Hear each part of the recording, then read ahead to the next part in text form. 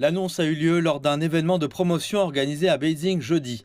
En présence de hauts officiels, de diplomates et d'experts en énergie, l'événement a mis en lumière les solides réalisations du partenariat énergétique des deux parties. Un rapport sur le développement des énergies renouvelables en Chine a également été publié. Selon les participants, la coopération entre la Chine et l'Afrique dans le domaine des énergies renouvelables revêt une grande importance et, à l'avenir, les échanges et la coopération entre les deux parties au niveau politique seront renforcés.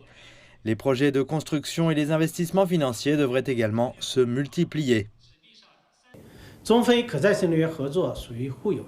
La coopération sino-africaine en matière d'énergie renouvelable est un partenariat stratégique caractérisé par des besoins mutuels, des avantages complémentaires et des opportunités partagées. Nous allons promouvoir activement la mise en œuvre de projets d'énergie renouvelable en améliorant les dialogues politiques, en planifiant la recherche, en renforçant les échanges techniques et le renforcement des capacités, ainsi qu'en faisant progresser la coopération pragmatique dans le cadre de divers projets. Le rapport sur le développement des énergies renouvelables en Chine est le premier document spécialisé sur la coopération sino-africaine en matière d'énergie propre.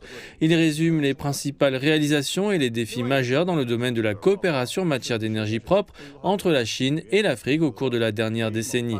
Il a été réalisé conjointement par l'Institut, l'Agence de développement de l'Union africaine et plusieurs groupes de réflexion internationaux, ce qui le rend très objectif. Face à de nouvelles circonstances, les deux parties sont dans leur meilleure période historique et renforceront sans aucun doute la coopération pour atteindre un succès encore plus grand dans le secteur de l'énergie propre.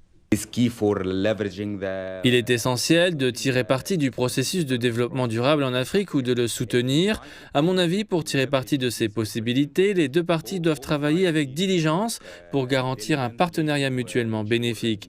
Il est important de mettre en place un cadre réglementaire et politique très favorable à l'environnement, non seulement pour promouvoir la production d'énergie et d'électricité, mais aussi pour soutenir le commerce de l'énergie en tirant profit de la mise en œuvre.